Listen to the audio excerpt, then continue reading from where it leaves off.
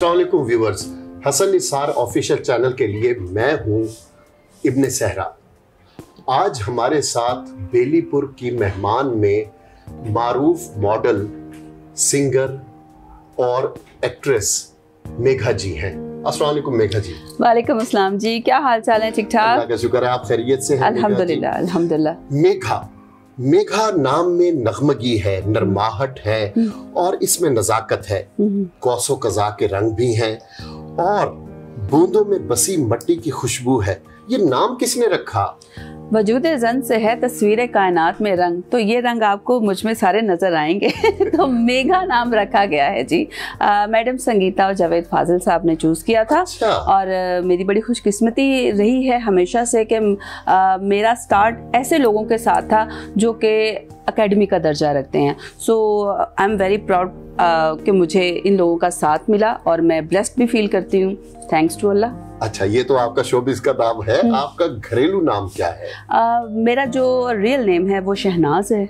शहनाज। और प्यार से मुझे किटी कहते हैं। माशाल्लाह। वो एक कहते हैं ना कि आप भी मुझे किटी कह सकते हैं, लेकिन प्यार से। हाँ जी, लेकिन मेरे जितने भी कोलीग्स हैं ना जो जिनके साथ मेरा बहुत टाइम गुजरा है, वो मुझे ना मेघा कहते हैं ना शहनाज कहते हैं, वो मुझे किटी कहते हैं। किटी कहते हैं। जी मेघा जी, क्या आप लाहौरन हैं या लाहौर के मज़ाफात के किसी शहर से आपका ताल्लुक है? वे तू मैंने जानता नहीं, पता लग गया, पक्की लाहौरन हूँ। जो आपका स्टाइल है, ये अंदरून शहर मेरा ख्याल है आपका बचपन गुजरा है। जी, मेरा मोस्टली जो बचपन है वो फैसल टाउन में गुजरा है। अच्छा। और लेकिन जो मेरे वालदा और मेरे फादर हैं वो प्रॉपरली लाहौर से बिलोंग करते हैं। अच्छा अच्छा अच्छा। अच्छा, बचपन में शरारतें बहुत ज़्यादा, और जहाँ पर शरारत होती थी तो सब खुद ही कंज्यूम कर लेते थे कि ये किटी का काम है, ये वही हो सकती है, अदरवाइज तो और को कर नहीं सकता। क्योंकि मैं सबसे छोटी थी और माँ की लाडली, आपको पता है, तो मुझे कुछ ज़्यादा एज थे शरारतें करने के, अपनी सिस्टर्स को तंग करने का, क्योंकि हम सिस्टर्स ही हैं, भाई तो था नहीं। अच्छा। तो मैं वो लड़कों वाले भी शरारतें कर रही हूँ, लड़कियों वाली भी शरारतें कर रही हूँ।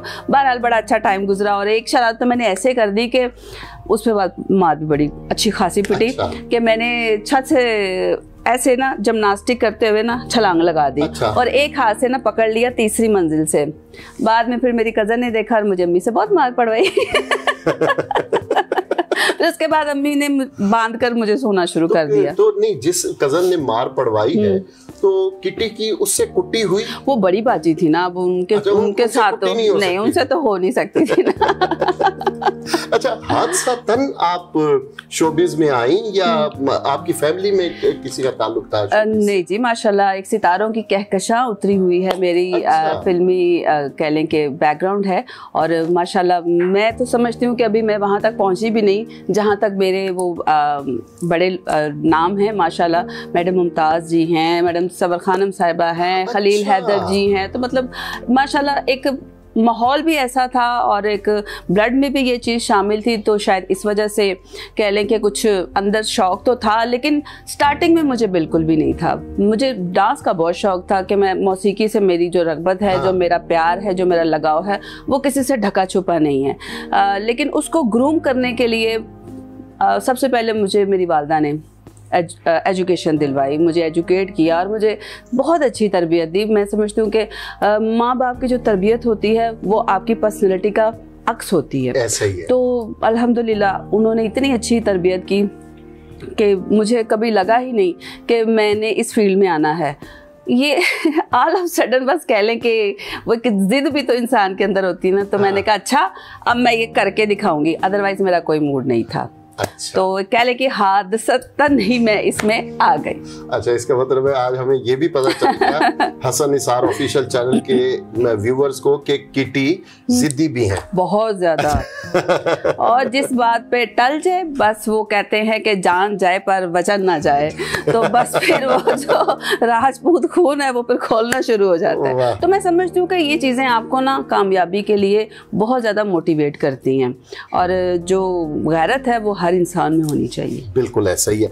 अच्छा, शोबिस का आगाज स्टेज ड्रामों से किया आपने? नहीं, कतई तौर पे नहीं। सिल्वर स्क्रीन का शौक मुझे फिल्म इंडस्ट्री में लेकर आया था। अच्छा। और बड़े फिल्म से मैंने अपने बड़े पर्दे पर मैंने अपने करियर का आगाज किया और बहुत अच्छी और ज़बरदस्त मूवीज़ करने के बाद मैंने टेलीविज़न पे बहुत ज़्यादा काम, घराना, दो बूंद पानी, रानो फड्डे बाज, शगना दी मेहंदी, जुरमदा बादशाह, मुर्शद बादशाह और किस्मत, माशाल्लाह माशाल्लाह माशाल्लाह क्वालिटी वाला काम किया मैंने। कभी क्वांटिटी पे जोर नहीं दिया था, क्वालिटी वाला काम किया। और उसके बाद टेलीविज़न की बात की जाए तो पीटीवी से आगाज़ हुआ।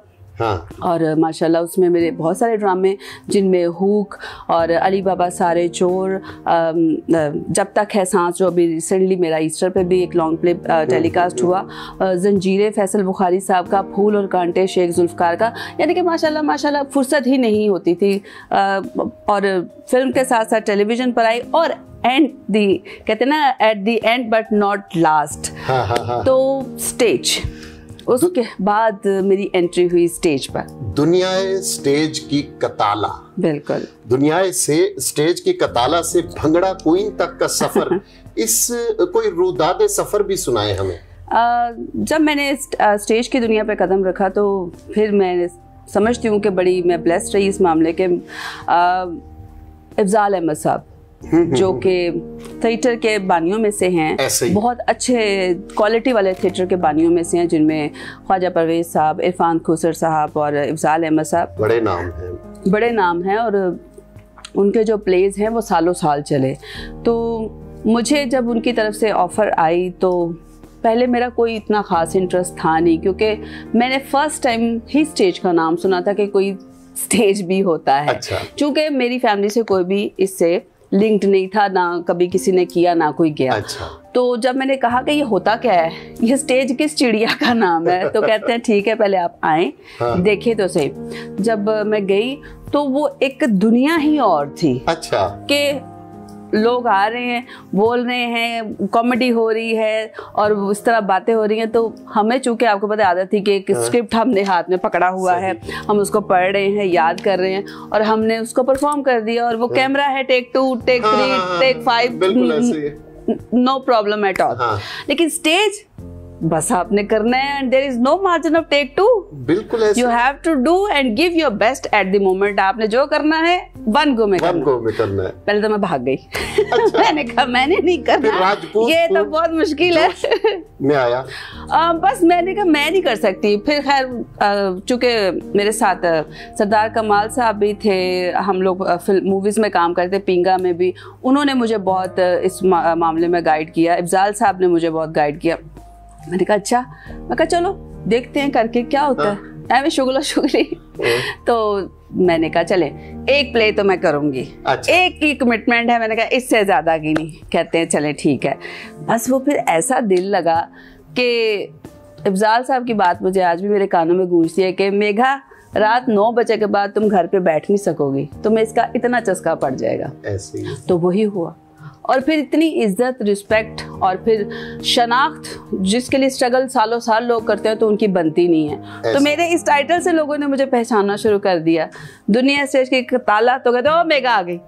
सो बहुत एंजॉय किया मैंने वहाँ पर। अच्छा, कताला से क्वीन, भंगड़ा क्वीन। तो इसने स्टेज को खैर बात क्यों किया? इसकी कोई ये भी देखिए वजह तो हर चीज की होती है और जब वजह बनती है तो आप कुछ नया काम करने का सोचते हैं। अच्छा। वजह ये बनी कि मुझे आदत है नया नया काम करने की, वैरायटी काम करने की। अच्छा। वर्सटाइल काम करने की। सो मैंने सोचा कि अब क्या किया जाए। आपने कहीं से सुन लिया होगा कि रुकना मौत की निशानी है। बिल्कुल, और मैं एक बहता दरिया हूँ और ये कहीं रुकता नहीं है। सो इसलिए तबीयतन जो है, मेरी जो आदत है वो स्टे नहीं करती किसी जगह, मुझे वेरिएशंस के साथ काम करने का बहुत शौक। मैंने फिर थोड़ी देर इसको ब्रेक लगाया, मैंने कहा अब क्या नया किया जाए। हाँ। उसमें फिर दिमाग में एक ही बात आई कि लेट्स स्टार्ट सिंगिंग। अब चूंकि ये बहुत मुश्किल है, देखिए जो काम आपने रेगुलर नहीं किया होता तो वो मुश्किल ही लगता है। ऐसे ही है। एज एन आर्टिस्ट संगीत मौसीकी इससे तो मैं बहुत अच्छी तरह वाकिफ हूँ, और इसी के साथ ही मेरी एक शनाख्त भी जुड़ी हुई थी, तो मैंने कहा चलो इसको थोड़ा सा ट्राई करते हैं। फिर उसको मैंने देखा, समझा, और बहुत ही अच्छे लोगों के साथ मैंने टाइम स्पेंड किया, जिनमें उस्ताद इलाही बख्श साहब हैं, ज़हीर रिजवी साहब हैं, और तारिक तहफ़्फ़ुज़ भाई हैं। और मुझे जब इन लोगों का साथ मिला तो मैंने कहा चलें अपना दिल लगाने के लिए और कुछ नया करने के लिए, इट्स वेरी गुड। अच्छा, तो आपके उस्ताद कौन है मौसीकी में? मुझे जो मेरा एल्बम बनाया है वो तारिक तहफ़्फ़ुज़ भाई ने बनाया है, और दी बेस्ट, आपको पता है they are king of music. देखिए, म्यूजिक की बात हो और तहफ़्फ़ुज़ घराने की बात ना हो, ये हो नहीं सकता। और चूंकि उनके साथ मेरे फैमिली टर्म्स थे, तो मैंने फिर उनकी रिक्वेस्ट की तारिक भाई की कि मैं कहा तारिक भाई मैं ये सोच रही हूँ। उन्होंने कहा मेगा वेरी गुड, आप जो चाहो तो बिस्मिल्लाह करते हैं। मैंने फिर उनको बताया, चॉइसेस दी, उन्होंने फिर इतना खूबसूरत म्यूज़िक मेरा बनाया, इतना खूबसूरत म्यूज़िक बनाया, ओरिजिनल म्यूज़िक, जो कि मेरी वजह शोहरत बना, जिसमें मेरा पहला गाना, वो जरा गाना गुनगुनाएं प्लीज। पहला गाना जो रिलीज़ हुआ वो था बॉर्डर पार।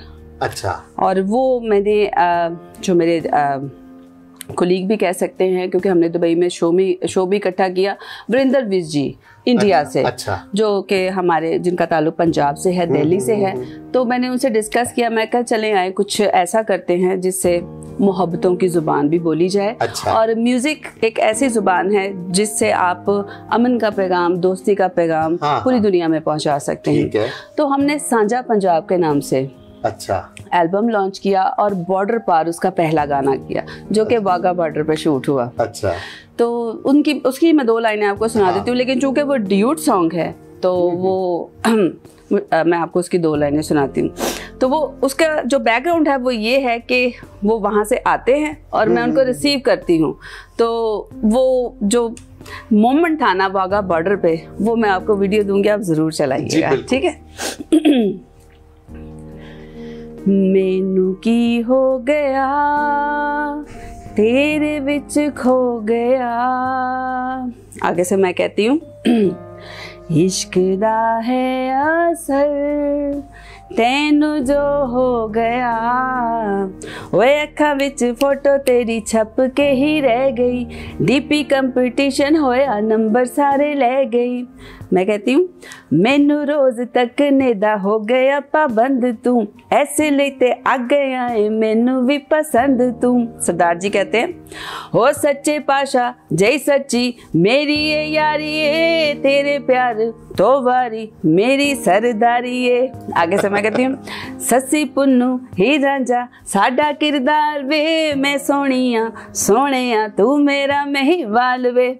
तो वो कहते हैं, सरकार जी मैनू खिंचे तुहाडा प्यार जी। तो जो हमारी पंच लाइन है वो है, मैं कहती हूँ, सरदार जी तुसी कर लो बॉर्डर पार जी। तो वो बॉर्डर पार कर लेते हैं। सरकार जी मैनू खिंचे तुहाडा प्यार जी, सरदार जी तुसी कर लो बॉर्डर पार जी।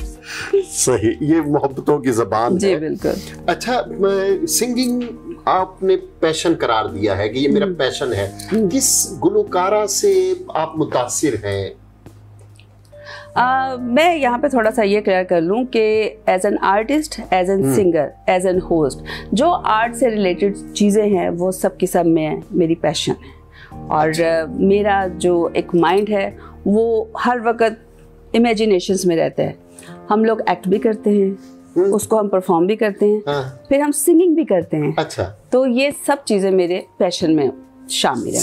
और एज एन सिंगर जो सबसे पहले मेरे दिमाग में नाम आता है, जिनको मैंने बचपन से सुना, वो है मलिका तरन्नुम मैडम नूर जहां, वन एंड ओनली, जिनका कोई सानी नहीं है।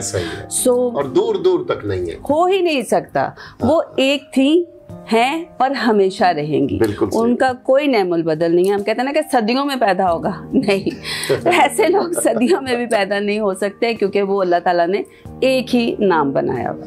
और उन्हीं को सुना, उन्हीं को देखा, उन्हीं के गानों पर हमने परफॉर्म किया।